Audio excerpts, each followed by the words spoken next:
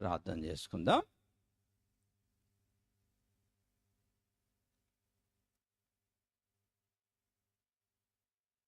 ప్రేమగల ప్రభువా, దయగల తండ్రి, పరిశుద్ధుడానికి స్తోత్రం చెల్లిస్తున్నాం. ఈ సమయమందు మా ప్రభా మీరు మాతో ఉండి ఈ లెంట్ కాలంలో జరిగిస్తున్నటువంటి ప్రార్థనల కొరకై ప్రత్యేకంగా నీకు కృతజ్ఞతలు చెల్లించుకుంటున్నాం. మా ప్రియ తండ్రి, మహోన్నతుని మా దేవ, మా రక్షక, మరొకసారి నీ వైపు చూస్తున్న నీ దాస్తులను మమ్మల్ని జ్ఞాపకం చేసుకునండి. నీ వాక్యం ద్వారా బలపరచండి. నీ క్షేమం, సమాధానం ప్రభా ఈ సమయంలో మాకు, మా సంఘానికి ఎంతో అవసరమైనది. కాబట్టి మా కొరకు ఎన్నో హింసలు, నిందలు శిలువలో అనుభవించినను దేవుడు ప్రభువా, వాటిని అధిగమించి విజయముతో లోకానికి నీ ప్రేమ సందేశాన్ని మరింతగా గొప్పగా చాటిన దేవుడు గనుక మమ్మల్ని బలపరచమని, మీ సమాధానం మాకు ఇచ్చి మమ్మల్ని కాపాడి ప్రభా ముందుకు నడిపించమని, వాక్య ధ్యానంలోని సహాయం దయచేయమని, నా నోటి మాటలు, మా అందరి హృదయ ధ్యానం మీ దృష్టికి అంగీకృతంగా చేసుకోమని మా ప్రభువైన యేసుక్రీస్తు ద్వారా నేను వేడుకొంచున్నాం తండ్రి, ఆమేన్. ప్రభునందు ప్రేమైన వల్లరా, యేసుక్రీస్తు నామములో మీ అందరికి కూడా శుభములు తెలియజేస్తున్నాను. మరి ఈ యొక్క ప్రత్యేక దినం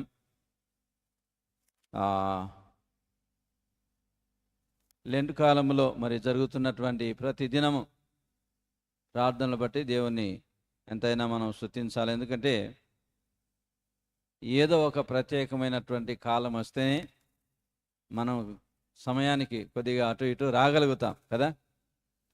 ఏమి లేవనుకోండి, ఇంకా అలాగే ఉంటాం. మరి అలాగా ఉంటాం కాబట్టే మన పెద్దలు, సంఘ పితరులు ఈ లెంట్ కాలాన్ని ఈ రీతిగా దేవునితో గడపడానికి సంఘంలో ఏర్పాటు చేసినారు. అందుని బట్టి దేవునికి స్తుతులు చెల్లిస్తూ, మరి ప్రియ బిడ్డలు ఆలోచించినటువంటి పెద్దల ఆలోచనను బట్టి మనము ఈ లెంట్ కాలంలో ప్రార్థన జరపడం, మనం పాల్గొనడం కదా, మన స్వరమెత్తి దేవుని స్తుతించడం, వాక్య ధ్యానం చేయడం, ఇది మన జీవితంలో ఒక ప్రత్యేకమైన ఆధ్యాత్మికమైనటువంటి అనుభవం. చాలామంది సమయం ఉన్నా వృధా చేసుకుంటారు, సద్వినియోగం చేసుకోలేరు కదా. అందుకేనేమో బహుశా దేవుడు పదే పదే ఆ మాట చేతనే మనల్ని హెచ్చరిక చేస్తూ ఉన్నాడు. మనం చదువుకున్నటువంటి వాక్య భాగం అదే కదా. ఏముంది? ఎఫెసీ పత్రిక 5వ అధ్యాయంలో 15వ వచనం నుండి చదివినప్పుడు ఏం చూస్తున్నాం అక్కడ? ఆ దినములు చెడ్డవి గనక సమయమును పోనీయక సద్వినియోగము చేసుకొనొచ్చు, అజ్ఞానుల వలె కాక జ్ఞానుల వలె నడుచుకున్నట్లు జాగ్రత్తగా చూసుకోమని చెప్తున్నాడు. సమయ పాలన అనే అంశంలో ఆల్రెడీ బుధవారం దీని గురించి కొంచెం వివరంగా చెప్పినాను. అయితే ఈరోజు అదే అంశం మీదనే ఇంకొక ప్రత్యేకమైనటువంటి మాట మీద మనం ధ్యానం చేద్దాం. అదేంటంటే దినములు అనేటటువంటి మాట చూసినప్పుడు, దినములు, డేస్, ఈ దినములు కీలకమైనవి. సమయ పాలనలో దినములు అనేటటువంటి ఈ మాట చాలా కీలకమైనది. ఎందుకనంటే మన దినాలన్నీ కూడా ఎవరి ద్వారా కలిగినాయి? ఫ్రమ్ ది బిగినింగ్ కదా, బిగినింగ్ నుండి ఎండింగ్ వరకు మన జీవితంలో ప్రారంభ దినం మొదలుకొని చివరి దినం కదా, డెత్ కదా, ఆ మరణ దినం వరకు ఇవన్నీ కూడా దేవుడు మనకిచ్చినటువంటి దినాలే కదా. ఒకవేళ దేవుడు మనకి ఇవ్వకపోతే ఒక్క దినం కూడా మంది కాదు, అవునా? కాబట్టి దినములు అనేటటువంటి ఈ టాపిక్కి వచ్చినప్పుడు దేవుని అత్యంత మెండైన కృప అనేది మనకు జ్ఞాపకం వస్తుంది.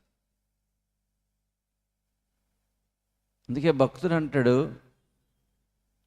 అనుదినము మా భారము భరించుచున్న దేవా అంటాడు. ఈ లోకంలో మన దినాలను పొడిగిస్తూ మన భారాన్ని భరిస్తూ మనల్ని ముందుకు నడిపిస్తున్నటువంటి దేవుడు. కాబట్టి ఈ సమయ పాలనలో దినములు, ఏ దినములు? రకరకాల దినాలు ఉన్నాయి. ఆ దినాల గురించి ఇప్పుడు మనం ధ్యానం చేద్దా ఉన్నాం కదా. ఎలాంటి దినములు ఉన్నాయో కొంచెం వివరంగా చూద్దాం. బైబిల్ గ్రంథంలో దినము అంటే దేన్ని దినం అంటాం? What is day? 24 hours కదా. ఆ 24 hours ఉన్నటువంటి కాలాన్ని దినము అని పిలవడం జరిగింది. సో గంటకు 60 నిమిషాలు ఉంటే కదా, నిమిషానికి 60 సెకండ్లు ఉంటే, అలాగా దినానికి ఎన్ని గంటలు ఉన్నాయి? 24 గంటలు అయితే ఒక దినం. అయితే ప్రియులారా, ఈ 24 గంటల దినంలో ఒక్క క్షణం కూడా విలువైంది అంటాడు దేవుడు. సెకండ్ ఉంటుంది చూసారా, దాన్ని మనం క్షణం అంటాం. ఆ సెకండ్ కూడా చాలా విలువైంది. ఎందుకు విలువైంది?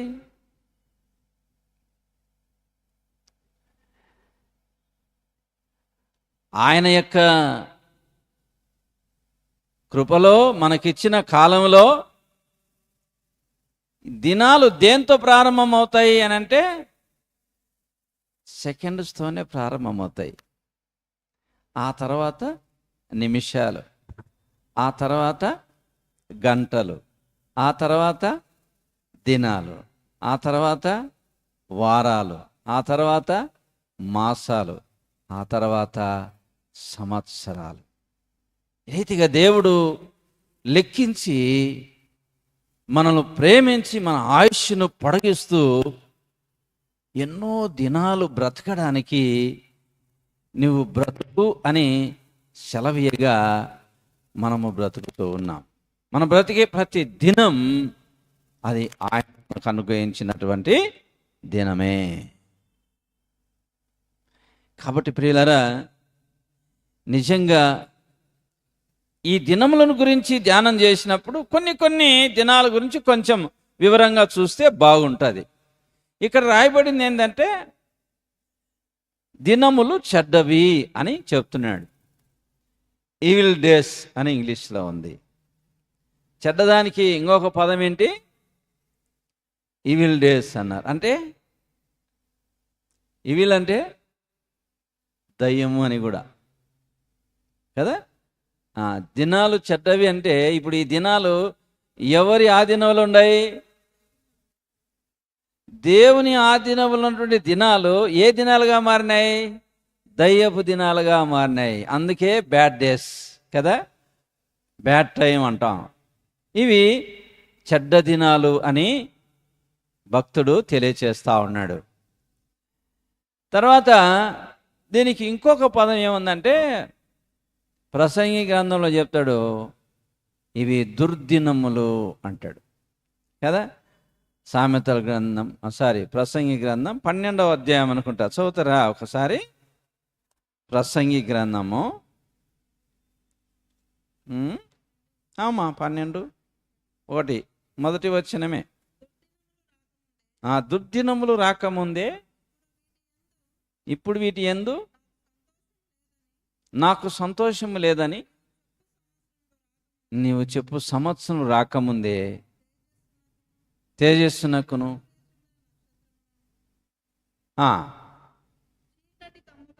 చీకటి కమ్మకముందే వాన వెరిసిన తర్వాత మేఘములు మళ్ళా రాకముందే నీ బాల్య దినములందు నీ సృష్టికర్తను స్మరణ తెచ్చుకో అని చెప్తున్నాడు. అంటే బాల్య దినములందే సృష్టికర్తను స్మరణ తెచ్చుకో అని చెప్పడానికి ఏమితో మొదలుపెట్టినాడు ఆయన? దుర్దినములు అని మొదలుపెట్టినాడు. అంటే రాబో కాలంలో దుర్దినాలు వస్తాయి, చెడ్డ దినాలు వస్తాయి. కాబట్టి నువ్వేం చేయాలా? నీ సృష్టికర్తను ఎప్పుడు నువ్వు జ్ఞాపకం చేసుకోవాలా? యవ్వన కాలంలో కాదు, వృద్ధాప్యంలో కాదు, ఎప్పుడు జ్ఞాపకం చేసుకోవాలంటున్నాడు? బాల్య దినముల యందే అంటున్నాడు. నీ సృష్టికర్తను స్మరణకు తెచ్చుకోవాలి, జ్ఞాపకమునకు తెచ్చుకోవాలని చెప్తున్నాడు. బాలుడు నడవలసిన త్రోవను వానికి నేర్పము, వాడు పెరిగి పెద్దవాడైన తర్వాత దాని ఎదురు నుండి తొలగిపోడు అని సామెతల గ్రంథం మనం చూస్తున్నాం. అంటే దినాలు చెడ్డవి ఉంటాయి, రాబోతున్నాయి. కాబట్టి ఆ చెడ్డ దినాల్లో పడకుండా నువ్వు ముందుగానే సిద్ధపడాలా. నీ బాల్య దినములైందే నీ సృష్టికర్తను జ్ఞాపకం చేసుకొని, ఈ లోకంలో దేవుడు ఇచ్చినటివని వీటిని తలంచుకొని ఆ దినములను మనము సరిగ్గా సద్వినియోగం చేసుకోవాలా అన్నటువంటి విషయాన్ని చెప్తున్నాడు. నీ సృష్టికర్తను స్మరణ తెచ్చుకో, ఈనాడే సత్యమేదో నీవు తెలుసుకో. నీ సృష్టికర్తను స్మరణ తెచ్చుకో, ఈనాడే సత్యమేదో నీవు తెలుసుకో. నిత్య జీవం పొందుటకు క్రీస్తే నీ మార్గము, మారు మనసు పొందితే అది నీకు తథ్యము. మారు మనసు పొందితే అది నీకు లభ్యము. దినములు చెడ్డవి సహోదరుడా, దినములు చెడ్డవి సహోదరి, దినములు చెడ్డవి సహోదరుడా, దినములు చెడ్డవి సహోదరి. సమయమును పోనీయకుమా, సద్వినియోగించుకొనుమా. సమయమును పోనీయకుమా, సద్వినియోగించుకొనుమా, సద్వినియోగించుకొనుమా. దినములు చెడ్డవి సహోదరుడా, దినములు చెడ్డవి సహోదరి, దినములు చెడ్డవి సహోదరుడా, దినములు చెడ్డవి సహోదరి. కాబట్టి ప్రియులారా, దినములు నిజంగా చెడ్డవిగా ఉన్నాయి. కాబట్టి నీ బాల్య దినములైంది ఆ దినాలను నువ్వు జ్ఞాపకం చేసుకో, స్మరణ తెచ్చుకో. ఎందుకనంటే నువ్వు స్మరణ తెచ్చుకున్నప్పుడు ఒకవేళ దినాలు చెడ్డవి వచ్చినా ఆ చెడ్డ దినాల్లో నువ్వు మంచిగా బ్రతుకుతావు. అది అందుకు పిల్లరా ఆ మాటలు రాయబడినాయి, భక్తుడు కూడా జ్ఞాపకం చేస్తా ఉన్నాడు. సరే, మరి ఇంకా ఎలాంటి దినాలు ఉన్నాయో చూద్దాం. ఇప్పుడు మనము ఈ దినాలను పాటిస్తున్నాం. ఏమంటున్నాం? ఈ దినాలను మనం ఏమంటున్నాము? లెంటు దినాలు, లేకపోతే మనం ఏమంటున్నాం? శ్రమల దినాలు అంటున్నాం కదా. దినాలు ఏం శ్రమల దినాలు? ఎవరికి శ్రమల దినాలు? మనకొచ్చినాయా శ్రమ దినాలు? ఏమండి, మనకొచ్చినాయా? ఎవరికి వచ్చినాయి శ్రమలు? మనకెవరికి రాలే. ఎవరి శ్రమలు జ్ఞాపకం చేసుకుంటున్నాం మనం? ప్రభు శ్రమలను. మన కొరకు యేసు ప్రభు శిలువలో పొందినటువంటి ఆ శ్రమలను మనం జ్ఞాపకం చేసుకుంటున్నాం. కాబట్టి ప్రియమైన వాళ్ళరా, ఈ శ్రమల కాలంలో ఏం జ్ఞాపకం చేసుకున్నామంటే బూడిదను జ్ఞాపకం చేసుకుంటున్నాం, లేకపోతే మట్టిని జ్ఞాపకం చేసుకుంటున్నాం. ఎందుకు జ్ఞాపకం చేసుకుంటున్నాము? మనం మన్నే గనుక తిరిగి మన్నైపోతాం. కాబట్టి కాల్చబడిన తర్వాత ఎంత బలమైన కర్ర అయినా కదా, అది లేకపోతే అది వెండైనా బంగారైనా కాల్చినప్పుడు వచ్చేది మసి, బూడిదే కదా. సో మనిషి జీవితం అది ఒరిజినల్గా వాస్తవికమైన ఉద్దేశాన్ని ఆ బూడిద అనేది మనకు జ్ఞాపకం చేస్తుంది. మనిషి యొక్క స్థితి, లేకపోతే మానవుని యొక్క స్థితి చివరికి ఏమిటి అని అంటే బూడిద. ఎందుకు ఈ బూడిదని జ్ఞాపకం చేసుకుంటున్నాం? మన జీవితాల్లో ఒక పశ్చాత్తాపానికి గుర్తుగా ఉంది. పాత నిబంధన గ్రంథంలో అనేక మంది భక్తులు, రాజులు సహితం ఏం చేసినారంటే వాళ్ళు బూడిదే పోసుకున్నారు, గోనె పట్టలు కట్టుకున్నారు, అన్నపానములు మానేసి ఉపవాసంతో ఉన్నారు. ఇవి మనకు కనపడతాయి ఎక్కడెక్కడ. ఎస్తేరు గ్రంథంలో, తర్వాత యోనా గ్రంథంలో, యోవేలు గ్రంథంలో, మరి ఈ ప్రవక్తల గ్రంథాల్లో కూడా, రాజుల గ్రంథాల్లో మనం చూస్తున్నాం. ఎక్కువగా భక్తులు ఉపవాసం ఉన్నారు. ఈ అనుభవాలు అంటే పశ్చాత్తాపానికి గుర్తుగా ఇవన్నీ చేసినారు. వాళ్ళు దేవుని ఎదుటకు రావడానికి, తమ దోషములను ఒప్పుకొని దేవునితో సమాధానం పొందుకోవడానికి, వారికి ఉన్నటువంటి సమస్య నుంచి విడుదల పొందడానికి వారు ఇది ఒక మంచి అనుభవముగా, దేవునితో గడిపే సమయముగా పాటించినారు.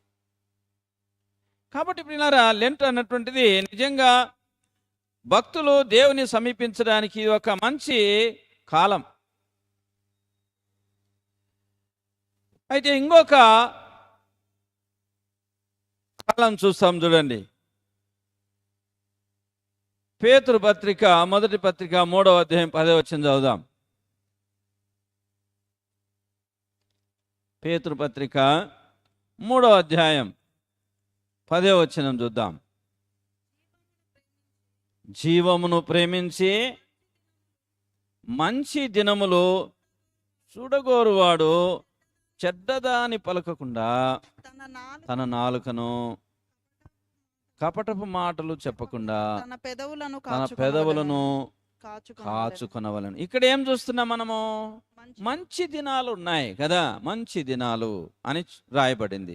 మరి ఈ మంచి దినాలు ఎవరివి? ఎట్లాంటి మంచి దినాలుగా చెప్పబడుతున్నాయి? జీవమును ప్రేమించినప్పుడు కదా, జీవమును ప్రేమించే దినాలు. జీవం ఎవరిలో ఉంది? క్రీస్తులో ఉంది. అంటే యేసుక్రీస్తును ప్రేమించినప్పుడు ఈ లోకంలో ఒకవేళ చెడ్డ దినాలు ఉన్నప్పటికీ అవి మంచి దినాలుగా ఉంటాయి. ఎందుకు? యేసు ప్రభు మంచి కాపరిని అని చెప్పుకున్నాడు కదా. 23వ కీర్తనలో దావీదు భక్తుడు చెప్తున్నాడు, యెహోవా నా మంచి కాపరి. కాబట్టి దేవుని ప్రేమించినప్పుడు ఆ దినాలు మంచి దినాలుగా ఉంటాయి. మనము చెడ్డవాళ్ళమైనా, దేవునికి విరోధంగా బ్రతికినా, మన దేవునికి అయిష్టకరమైన పనులు చేసినా, ఈ లోకంలో మన ఇష్టానుసారంగా జీవిస్తూ కదా, యెషయా ప్రవక్త చెప్పినట్లు ఎలా ఉన్నామంట మనము? యెషయా గ్రంథం 53వ అధ్యాయంలో 6వ వచనం ఏం చెప్తున్నాడు? మనమందరము గొర్రెల వలె త్రోవ తప్పిపోతిమి అని చెప్తున్నాడు. ప్రతి వాడును తనకిష్టమైన త్రోవకు తొలగెను అని మనం చూస్తున్నాం కదా. సో ఇప్పుడు ఏమైనా మనుషులందరూ, ప్రతివాడు అనే మాట చూస్తున్నాం. అంటే ఎవరు ఆడ పేరు లేదు, అందరూ అని. కాబట్టి ప్రతి ఒక్కరు ఏమైపోయినారంటే దారి తొలగిపోయినారు. మనమందరం కూడా తొలగిపోయినటువంటి వారమే, త్రోవ తొలగిపోయినటువంటి వారమే. అయితే ప్రియులారా, అలాంటి మనకు దేవుని ప్రేమించినప్పుడు, జీవమును ప్రేమించినప్పుడు, ఇంకో మాటలు చెప్పాలంటే నీతిగా జీవించినప్పుడు, ఈ నీతి ద్వారా దేవుని ఆజ్ఞలు మనం పాటించి లోకంలో జీవించడం ద్వారా శాంతిని కలిగి లోకంలో ఉంటాం. ఇవి మంచి దినాలు, మంచి దినాలు. ప్రభువును బట్టి, క్రీస్తుని బట్టి ఇవి మంచి దినాలు.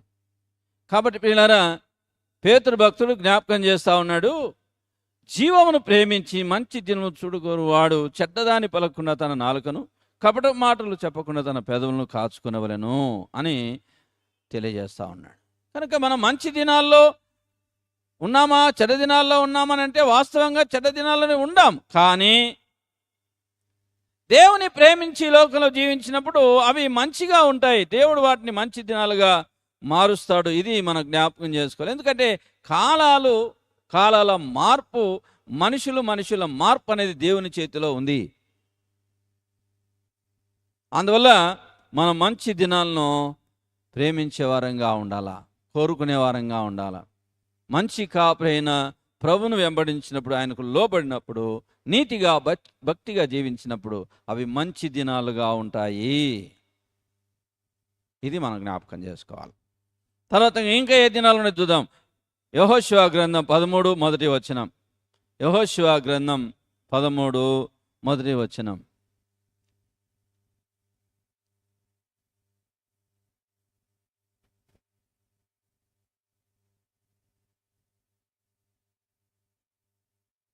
యెహోషువ బహుదినములు గడిచిన వృద్ధుడు కాగా యెహోవా అతనికి ఇలాగు సెలవిచ్చెను.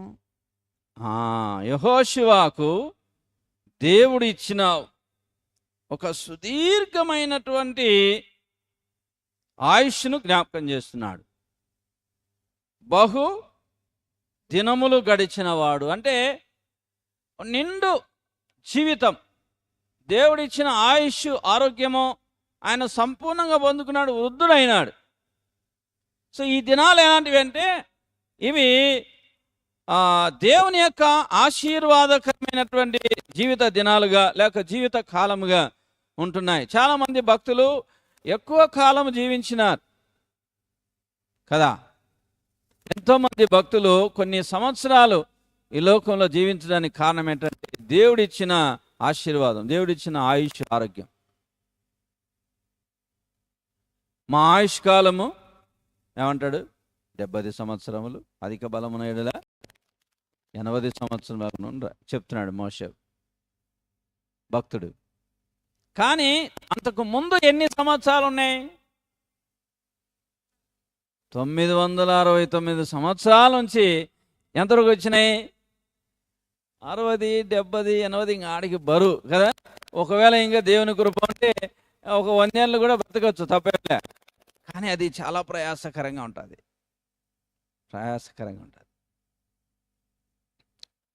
కాబట్టి ప్రేమైన వాళ్ళరా, ఈ బహుదినములు అనేది మనం చూస్తూ ఉన్నాం. యెహోషువకు అన్ని దినాలు మరి ఆ కాలంలో దేవుడు ఆయుష్, ఆరోగ్యం పెంచి ఇచ్చినాడు. ప్రియులారా, ఇంకా చెప్తాడు, మీ దుఃఖ దినములో సమాప్తములగును అని చెప్తాడు కదా. సమాప్తమాయను యెషయా ప్రవక్త.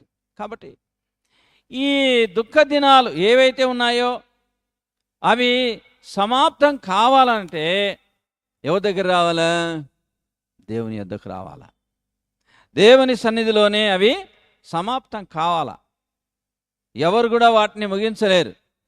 యేసుప్రభు ఒక్కడే ఆ దుఃఖ దినాలను ముగించి మనకు ఆశీర్వాదకమైన మంచి దినాలుగా మార్చువాడై ఉన్నాడు అనేది మనం జ్ఞాపకం చేసుకోవాలి. ఇంకా చూస్తే ప్రియులారా, మరి అపోస్తుల కార్యముల గ్రంథము 2:17 ఒకసారి చదవండి. అపోస్తుల కార్యములు 2:17.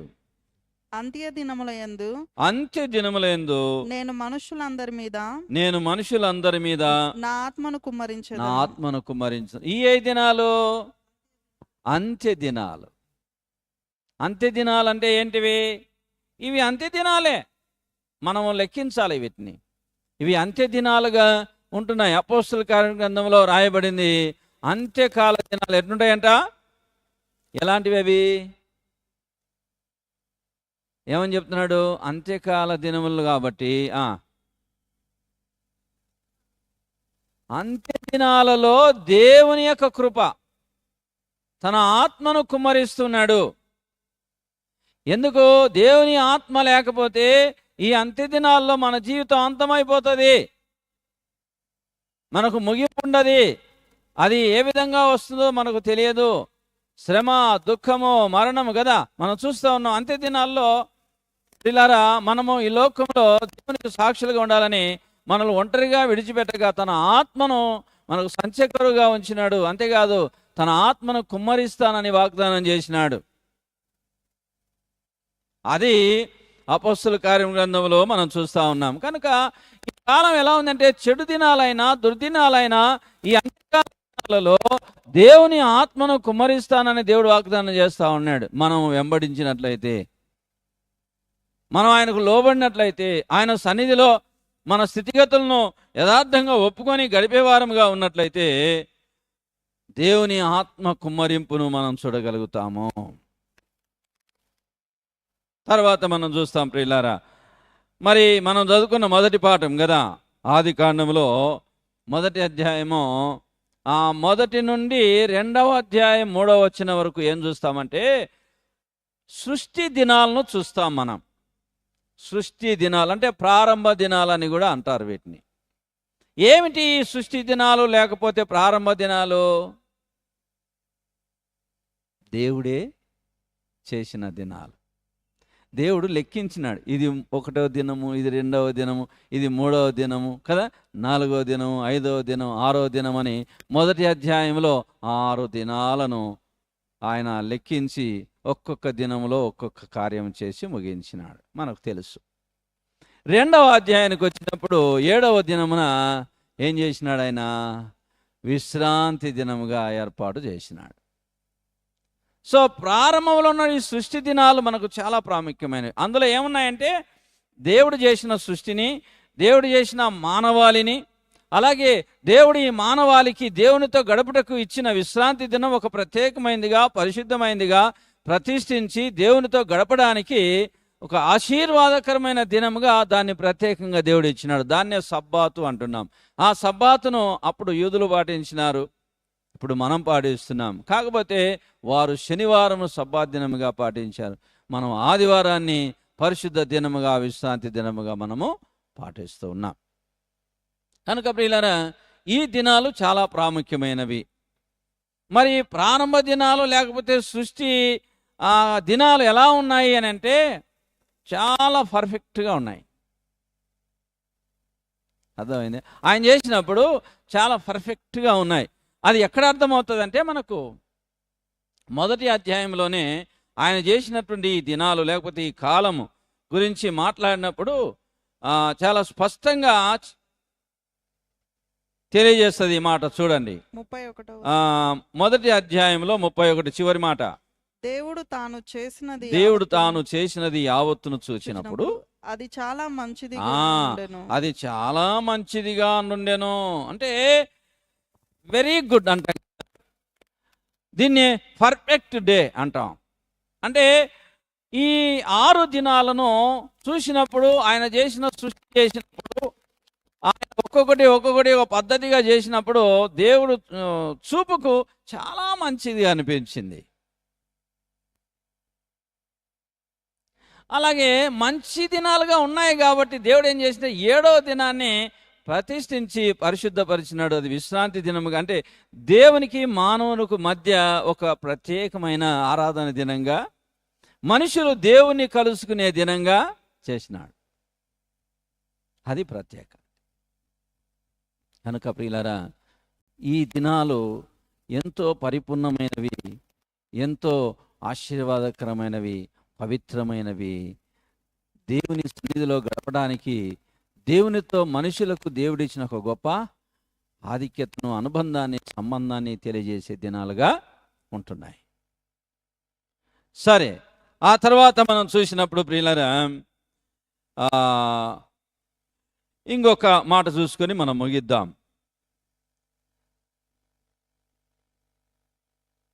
23వ కీర్తన 6వ వచనం చదవండి. 23వ కీర్తన 6వ వచనం. నేను బ్రతుకు దినములన్నీయు కృపాక్షేమములే నా వెంట వచ్చును అని చెప్తున్నాడు కదా. నేను బ్రతుకు దినములన్నీయు కృపాక్షేమములే నా వెంట వచ్చును. ఏ దినాలు? కృపాక్షేమములు కలిగినటువంటి దినాలు.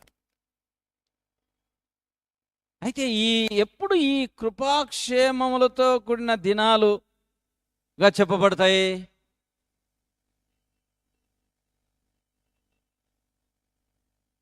ఎప్పుడైతే దేవునిలో ఉంటామో, ఎప్పుడైతే దేవుని కాపరత్వంలో ఉంటామో, ఎప్పుడైతే దేవుని కాపుదల్లో ఆ మేలులు మనం పొందుతూ జీవిస్తామో, దేవుని ఆనుకొని ఎప్పుడైతే అనుభవిస్తూ ముందుకు వెళ్తుంటామో అప్పుడే ఇవి కృపాక్షేమముల దినములు అని మనం గుర్తించగలుగుతాం.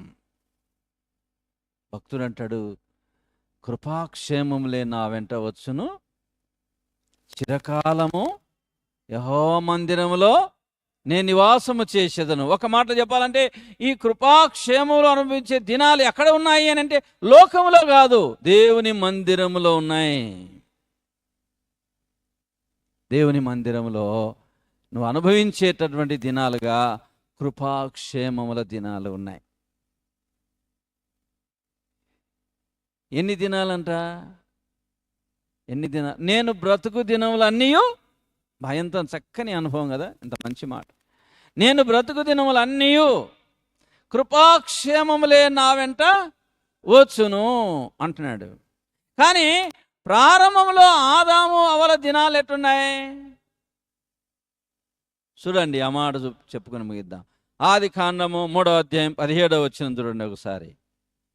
ఆది కాండం 3వ అధ్యాయం 17 వచనాలు.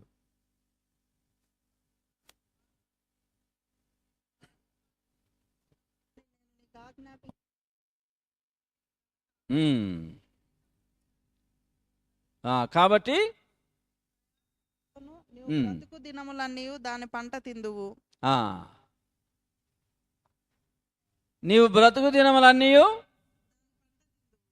దాని పంట తిందు. తర్వాత ఏమన్నాడు? అది ముళ్ళ తుప్పలను. నీవు బ్రతుకు దినములన్నీ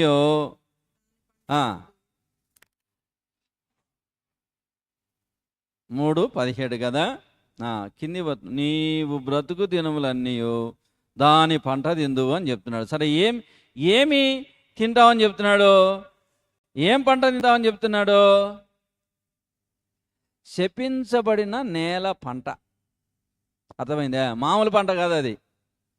ఏమైపోయింది నేల? ఏమైపోయింది? నీవు బ్రతుకు దినములన్నీ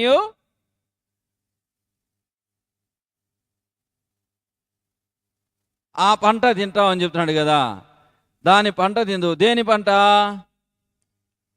ఆ శపించబడిన నేల పంట అనేది మనకు అర్థమవుతుంది. ఇప్పుడు భక్తుడు అంటాడు ఇక్కడ 23వ కీర్తనలో, కృపాక్షేమలే నా బ్రతుకు దినమన్నీ వచ్చును అంటే, ఇప్పుడు ఆదాము అవ్వలు వాళ్ళ బ్రతుకు దినమంతా ఏం తిని బతికినారు? వాళ్ళు శపితమైనటువంటి నేల పంట తిని దినాలన్నీ గడపాల్సి వచ్చింది. అక్కడి నుంచి ఇప్పటి వరకు మనం అదే అనుభవంలో ఉన్నాం. అయినప్పటికీ ప్రియులారా, దేవుని గొప్ప ప్రేమ, దేవుని యొక్క మహాకృప ఏంటంటే, ఇలాంటి ఈ యొక్క అనుభవంలో నుండి, శాపగ్రస్తమైన లేకపోతే చెడిపోయినటువంటి దినాలలో నుండి, దుర్దినాలలో నుండి దేవుడు మనల్ని బయటికి లాగి మంచి దినాలుగా మార్చి మనకు అందిస్తున్నాడు. భక్తుని వలె మనం కూడా నేను బ్రతుకు దినములన్నిటిను కృపాక్షేమముల నా వెంట వచ్చును అని చెప్పే విధంగా మన కొరక ఈ దినాలను ఆయన ఆ రీతిగా మలుస్తున్నాడు. అది మనం జ్ఞాపకం చేసుకోవాలి. ఎంత ప్రేమ కదా, ఎంత ప్రేమ. ప్రియులారా, తిరిగి ఈ కృపాక్షేమలను అనుభవించాలని, చెడు దినాలు మంచి దినాలుగా మారాలని దేవుడు తలంచిన వాడై ఈ భూమి మీదకి మనిషి కుమారుడుగా వచ్చినాడు ఆయన. ఇది కొన్ని సంవత్సరాల ప్రణాళిక. దినాలు, మాసాలు, సంవత్సరాన్ని చెప్పుకున్నాం కదా. కొన్ని తరతరాల సంవత్సరాల యొక్క ప్రణాళికలో భాగంగా ఆ తండ్రి అయిన దేవుని దగ్గర ఉన్న యేసు ప్రభువే ఈ లోకానికి వచ్చినాడు. కలవరి కొండపైన ఒక దినం ఏమైనాడు? నీ కొరకు నా కొరకు ఎవరు పొందని శ్రమను పొందినాడు. ఆ శ్రమ దినాల్ని మనం ఇప్పుడు జ్ఞాపకం చేసుకుంటున్నాం ప్రియులారా. ఆయనకు శ్రమ దినాలే. సిలువలో ఆయన పొందిన శ్రమ అంత ఇంత కాదు. నువ్వు నేను మాట్లాడుకున్నంత సులువు కాదు ఆ దినాలు కదా. అక్కడ ఉన్నటువంటి స్త్రీలందరూ లబోదిమని మొత్తుకుంటున్నారు. అర్థమైందా?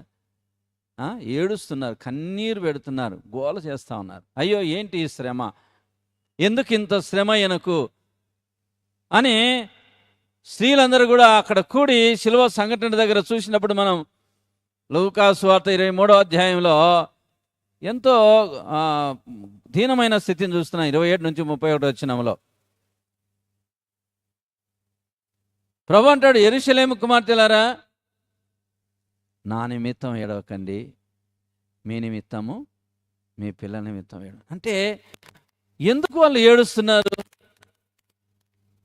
శ్రమ పొందేది ఆయన కదా, దెబ్బతినేది ఆయన, అవమానించబడుతున్నది ఆయన, హేళన చేయబడుతున్నది ఆయన, తిట్టించుకుంటున్నది ఆయన, కొట్టించుకుంటున్నది ఆయన. ఇప్పుడు ఎవరు ఏడుస్తున్నారు? ప్రభువును ప్రేమించే వాళ్ళు ఏడుస్తున్నారు. ఆయన ప్రక్కలో బల్లెపు పోటు కదా, ఆయన శిరస్సంతా చిత్రవధ చేసినారు, మరి మేకులతో కొట్టినారు, శీలలతో ఆయన గుచ్చినారు, రకరకాల హింస. సిలువలో నీమేనో నిలిచెనో మేకులతో, సిలువలో నీమేనో నిలిచెనో మేకులతో, బరువుతో నీ తనువు ఒరిగెను వేదనతో, బరువుతో నీ తనువు ఒరిగెను వేదనతో, సిలువలో సిలువలో సిలువలో నా ప్రభువా, శ్రమలలో శ్రమలలో శ్రమలలో నలిగేవా, ప్రక్కలో బల్లెముతో గ్రక్కున పొడిచేరా, ప్రక్కలో బల్లెముతో గ్రక్కున పొడిచేరా, రక్తమే చిందేను శాంతమే మిగిలేను, రక్తమే చిందేను శాంతమే మిగిలేను, సిలువలో సిలువలో సిలువలో నా ప్రభువా, శ్రమలలో శ్రమలలో శ్రమలలో నలిగేవా, శ్రమలలో నలిగేవా. ప్రేమైన వాళ్ళరా, నిజంగా ఆ శిలువను చూసినప్పుడు, ఆ శ్రమలను ధ్యానించినప్పుడు నిజంగా మనుషులమైతే మన గుండె కరిగిపోతుంది. మన యొక్క గుండె రాతి గుండె అయితే ఏం చేయలేం, కానీ ఇది మాంసపు గుండె అయితే కరిగిపోతుంది. అలాంటి శ్రమలను శిలువలో ఆయన కలవరి కొండపైన పొందినాడు. కారణం ఏంటంటే ప్రియారా, ఆయన పొందిన ఆ శ్రమల దినాలను మనకు మంచి దినాలుగా మార్చడానికి, మన లోకంలో కృపాక్షేమములతో నింపబడే దినాలుగా మార్చడానికి, నీవు నేను బ్రతికే దినాలన్నీ కూడా కృపాక్షేమములతో ఈ లోకంలో జీవించాలని, ఆయన రాకడ కొరకై మనల్ని సిద్ధపరచాలని, రాకడ దినాలు అని కూడా ఉంది బైబిల్లో. కాబట్టి రాకడ దినాల్లో పిల్లరా మనం ఉంటున్నాక, ఈ లోకంలో చెడు ఉంది గనక, ఈ చెడ్డ దినాలలో మనం ఉండక మన సమయాన్ని సద్వినియోగం చేసుకొని వీటిని మంచి దినాలుగా మలుచుకొని జీవించాలా. మరి అలాగా మంచి దినాలుగా మార్చుకోవాలంటే ఏం చేయాలా? ఎఫెసీ అదే చెప్తున్నాడు అక్కడ 17వ వచనం, 18వ వచనం, 19వ వచనం ఏం చెప్తున్నాడు? మత్తులై ఉండక ఆత్మపూర్ణులై ఉండుడి అని చెప్తున్నాడు. సో ఆనాటి పరిస్థితులు అలా ఉన్నారు మనుషులు, రకరకాల మత్తు, తాగిన మత్తు కదా. కొందరికి మత్తు ఉంటుంది.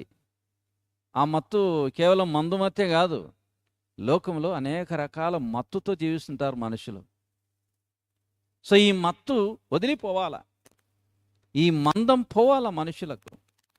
దేవుని వైపు తిరిగినప్పుడు పశ్చాత్తాప హృదయంతో మన జీవితాలను మలుచుకోవడానికి ఆయన వైపు, ఆయన శిలువ వైపు చూసినప్పుడు ప్రియులారా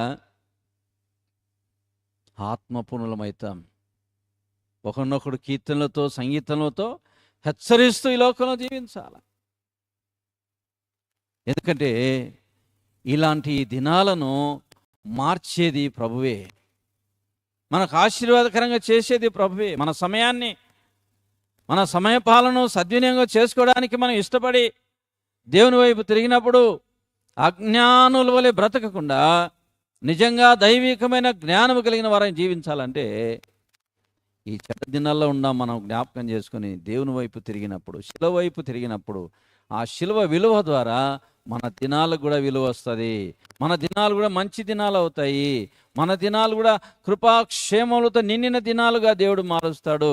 అప్పుడు మనం అనేకులకు ఆశీర్వాదకరమైన బిడ్డలుగా ఈ లోకంలో వర్ధిల్లుతాం. అలా ముందుకు సాగడానికి దేవుడు తన మేడైన కృప మనల్ని ముందుకు నడిపించును గాక.